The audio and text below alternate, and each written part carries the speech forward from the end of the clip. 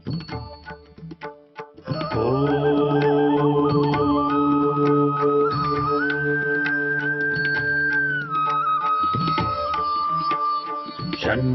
मित्रः शं वरुणः शन्नो भवत्वर्यमा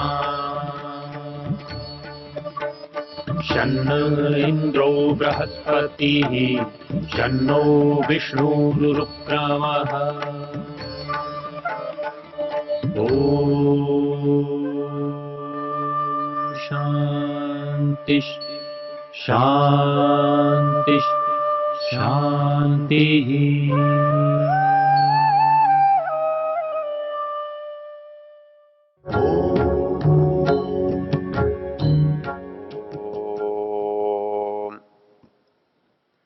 यजुर्वेद के 31वें अध्याय की हम चर्चा कर रहे हैं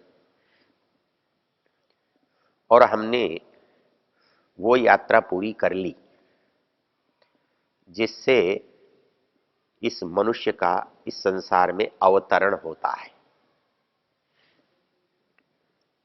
लेकिन अवतरण हो जाने से मात्र से तो सृष्टि का उद्देश्य पूरा नहीं होता। तो सृष्टि का उद्देश्य क्या है, वो प्रयोजन क्या है जिसके लिए सृष्टि बनी, तो उसके लिए जो मंत्र है ये बहुत महत्वपूर्ण है। इसका विवेचनीय विस्तार भी बहुत है, बड़ा प्रसिद्ध मंत्र है। वो मंत्र है वेदाहमेतं पुरुषं महान्तम् आदित्यवर्णं तमसः परस्तात् तमेव विदित्वा अतिमृत्युमिति नान्यः पंथा विद्यते अयनाय।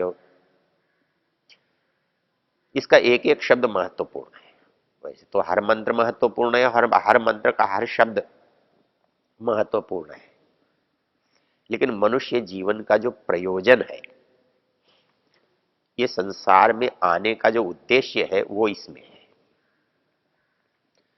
कहता है कि इस संसार में आने के बाद यदि मैंने ये जान लिया कि इसकी रचना किसने की है, कहता है फिर तो मेरे लिए बहुत आसान हो जाएगा।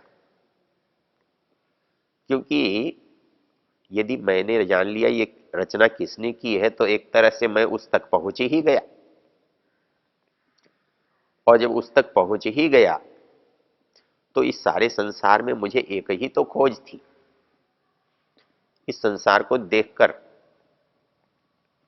मेरे मन में जो प्रश्न उठे थे, मुझे उनका उत्तर ही तो खोजना था। और इस सारे संसार के प्रश्नों का उत्तर जहां जाकर समाप्त होता है, उत्तर जहां प्राप्त होता है, वो स्थिति, वो वस्तु, वो पदार्थ, वो ब्रह्म है। इसलिए मंत्र में जो बात कही गई है, वेदाहमेतम पुरुषम महांतम। जब किसी पदार्थ से या किसी व्यक्ति से या किसी वस्तु से विशेषणों को जोड़ा जाता है तो वो विशेषण उस वस्तु को अन्यों से अलग कर देते हैं और उस वस्तु के महत्व को बढ़ा देते हैं। अब यहां जैसे वेदाहमेतम पुरुषम महांतम, महानतम पुरुषम, इसका मतलब क्या हुआ? बड़ा पुरुष। बड़ा तो तब होता है जब कोई छोटा हो, छोटा हुए बिना बड़ा हो ही नहीं सकता।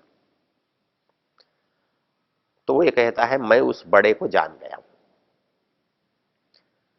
किसी चीज को समझने के लिए जो लौकिक शब्द है वो कितने अच्छे होते हैं, इस बात को हम यदि विचार करें। जब लोग ये प्रश्न करते हैं कि जीवात्मा में और उस परमेश्वर या पुरुष में क्या अंतर है, तो मैं उनको कहता हूं कि ये थोड़े से शब्द हैं, इन पर विचार कर लो। हम यहां देखते हैं कि इन मंत्रों में परमेश्वर को पुरुष कहा है, लेकिन इन्हीं मंत्रों में जीवात्मा को भी पुरुष कहा है। क्यों? जो पुरुषत्व का लक्षण है वो वहां भी घटता है, यहां भी घटता है। इसको समझने के लिए यदि शब्दों को हम विचार करें तो बात बहुत आसानी से समझ में आती है। हम उस सामान्य व्यक्ति को, जीव धारण करने वाले व्यक्ति को पुरुष कहते हैं। इस पुरुष में प्राणी मात्र का ग्रहण होता है, स्त्री पुरुष ही नहीं। जो भी जिसने जीवन धारण किया है, जिसके पास शरीर नाम की वस्तु है, वो सब का सब इस पुरुष में अभिप्रेत है। क्यों कि उसका जो निवास है वो उसमें है, उसकी उपस्थिति उसमें है। तो जिसमें जिसकी उपस्थिति है उसको उस नाम से पुकारा गया। तो मेरी उपस्थिति शरीर में है तो इस शरीर को पुरुष कहा, इस शरीर की जो स्वामी है उसको पुरुष कहा। तो ऐसे ही वो भी पुरुष है, तो इसको अलग कैसे करेंगे? पता लगा, योग दर्शनकार जब इस बात की चर्चा करता है तो कहता है क्लेश कर्म विपाक आशयई अपरामृष्ट पुरुष विशेष। अर्थात जब कोई पुरुष विशेष हो जाता है तो निश्चित रूप से कुछ पुरुष सामान्य होंगे। तो दोनों में अंतर पुरुषत्व का तो एक जैसा है, लेकिन एक सामान्य है, एक विशेष है। इसको दूसरे शब्दों से समझ सकते हैं। हम आत्मा कहते हैं, आत्मा से दोनों का ग्रहण होता है। उस परमेश्वर का भी ग्रहण होता है और हमारा भी ग्रहण होता है। तो इसको अलग करने के लिए हमने क्या किया? वो परम आत्मा है और हम जीवात्मा है। हमारे अंदर आत्मत्व तो दोनों में समान है। जिसमें विशालता है, एकत्व है, वो परम है। जिसमें संक्षेप है, एक देशित्व है, छोटापन है, वो जीवात्मा है। तो जैसे पुरुष, पुरुष विशेष या परम पुरुष, पुरुष और परम पुरुष दोनों समान भी किस अर्थ में है और दोनों भिन्न भी किस अर्थ में है, इन शब्दों से ही पता लग रहा है। वैसे ही आत्मा, जीवात्मा या परमात्मा, ये कहने मात्र से दोनों का पता लग रहा है कि दोनों में समानता क्या है और भिन्नता क्या है। इसी तरह से एक शब्द और ले सकते हैं हम। एक ईश्वर है जिसका अर्थ होता है स्वामी। सामान्य रूप से तो हम भगवान के लिए लेते हैं, लेकिन जब अलग करते हैं तो ईश्वर मनुष्य भी हो सकता है, राजा भी हो सकता है, लेकिन वो परमेश्वर होता है। तो जब हम जीवात्मा को परमात्मा से पृथक करना चाहते हैं, पृथक बताना चाहते हैं, तो इस प्रकार के शब्दों से उसको भिन्न करते हैं। ये शब्दावली दोनों की सत्ता को स्थापित करती है और दोनों के अंतर को भी स्पष्ट करती है। तो यहां कहा वेदाहमेतम पुरुषम महांतम, मैं उस महान पुरुष को जानता हूं, जान गया हूं। वेदाहमेतम पुरुषम महांतम, कैसा है वो? आदित्य वर्णम तमसः परस्तात्। अब एक बड़ी रोचक स्थिति है। रोचक स्थिति है कि हम पहले से आपसे निवेदन कर रहे हैं कि संसार में जब हम किसी चीज को समझना चाहते हैं तो समझी गई, देखी गई वस्तु से न देखी गई वस्तु की तुलना करते हैं और उससे हम समझाते हैं। जैसा मैंने बताया था कि किसी बच्चे को आप समुद्र समझाते हैं तो समुद्र तो आपके पास है नहीं, तो आप उसे तालाब दिखाकर कहते हैं ऐसा ही बड़ा होता है, उसे समुद्र कहते हैं। तो अब हमारी समस्या क्या है? हम ईश्वर को समझाना चाहते हैं। अब कैसे समझाएं? तो हमारे पास जो सबसे बड़ी चीज हो सकती है जिसके द्वारा हम तुलना करें, तो कोई है ही नहीं जो है उसे हम सूर्य कहते हैं। तो हमारे मन में आता है परमेश्वर सूर्य जैसा होगा, लेकिन सूर्य से कुछ बड़ा होगा। लेकिन समस्या क्या है कि ये जो प्रमाण है, ये पैमाना है, ये हिमालय के सामने चींटी जैसा भी नहीं है। अर्थात जिसकी विशालता को हम नापना चाहते हैं, उसको सूर्य की विशालता नाप नहीं सकते। किंतु हमारी विवशता क्या है? हमारी विवशता है दूसरा कोई पैमाना ही हमारे पास नहीं है। जो हमारे पास सबसे बड़ी, सबसे चमकीली वस्तु है, सबसे प्रकाशमान वस्तु है, हम उसी से उसके प्रकाश की तुलना कर सकते हैं और कोई विकल्प नहीं है। तो इसलिए यहां पर कहा गया वेदाहमेतम पुरुषम महत्तम। कैसा महत्तम? आदित्य वर्ण, और वो आदित्य के वर्ण वाला है। लेकिन तमसः परस्तात्, जैसे सूर्य प्रकाश का नाम है, उसका अंधकार से कोई संबंध नहीं है, वैसे ही वो परमेश्वर प्रकाश है, ज्ञान है, ज्ञान स्वरूप है। तो वो ज्ञान स्वरूप है, तो वो भी इससे परे है, अंधकार से, अज्ञान से। तमेव विदित्वा अतिमृत्युमेति, कहता है उसको फिर जानने की आवश्यकता क्या है। इस संसार में हम हैं और संसार के पदार्थों से हमारे शरीर का निर्वहन होता है, जीवन यात्रा होती है।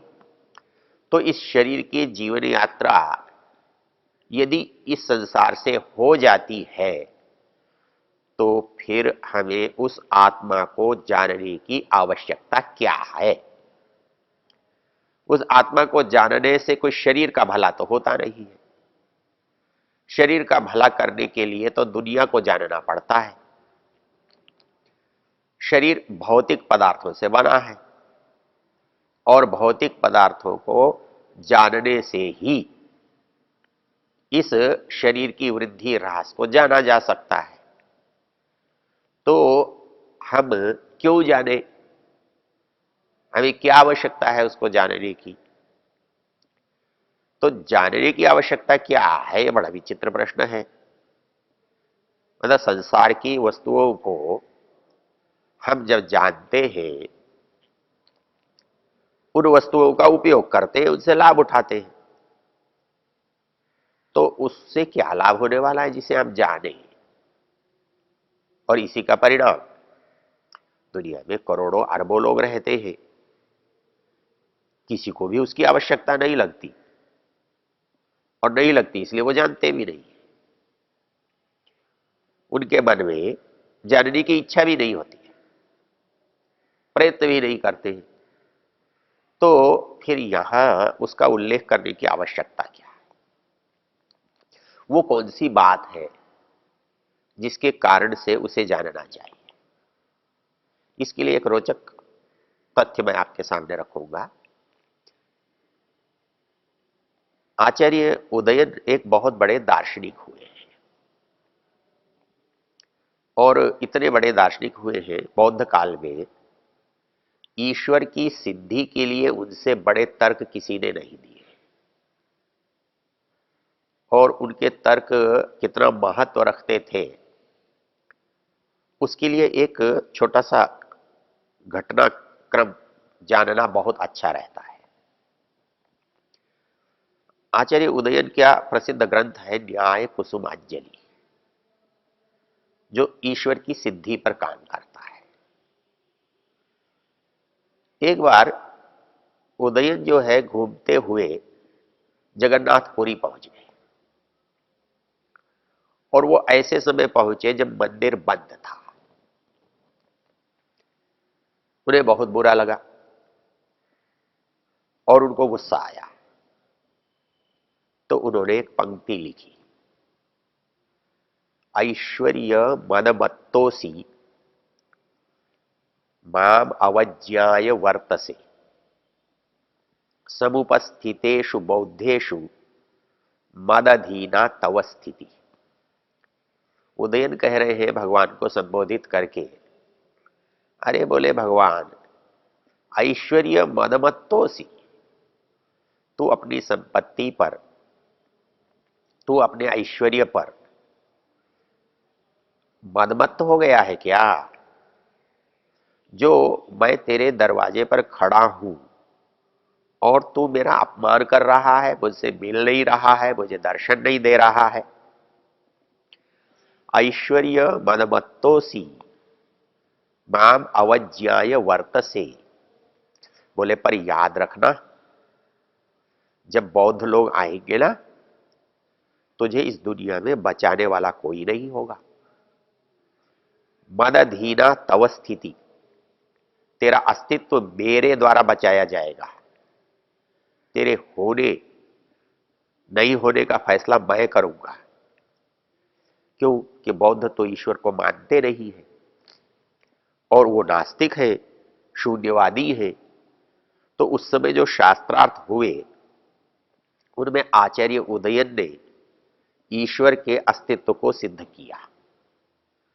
तो आचार्य कह रहे हैं मदधीना तव स्थिति, तुझे केवल मैं बचा सकता हूं, केवल। दुनिया में मेरे अतिरिक्त तुझे बचाने वाला कोई नहीं है, इसलिए तू मेरा अपमान करे, ये बड़े आश्चर्य की बात है। वो उदयन एक बात कहते हैं कि भाई कोई वस्तु दुनिया में होती है तभी उसका नाम होता है, यदि वस्तु नहीं है तो नाम भी नहीं होगा। और आश्चर्य की बात क्या होगी कि उस नाम की दुनिया में एक ही वस्तु होगी, दूसरी नहीं होगी, तभी वो नाम उस वस्तु का होगा। इसके लिए उदाहरण देते हैं वो कि दुनिया में कभी संख्याएं बनी होंगी, तो जो संख्या है वो एक है। वो कहते हैं दुनिया में एक संख्या का होना ये सिद्ध कर रहा है कि कोई वस्तु दुनिया में एक ही है।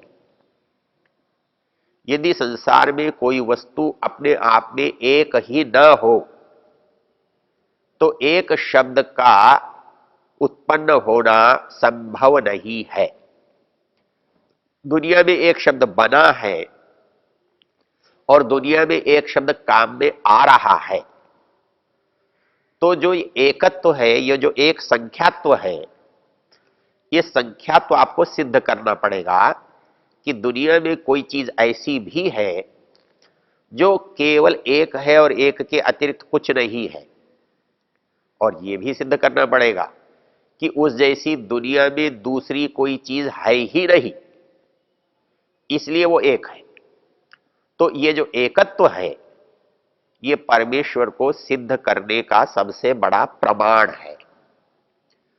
वो कहते हैं कि इस एकत्व से सिद्ध होता है कि दुनिया में कोई शब्द एक नाम का बना हुआ है और ये एक नाम का शब्द ये बता रहा है कि संसार में एक वस्तु ऐसी है जिसके दो नहीं बन सकते, जो एक ही है और एक ही रहेगी। इसलिए उस एकत्व को हमें जानना है। ओ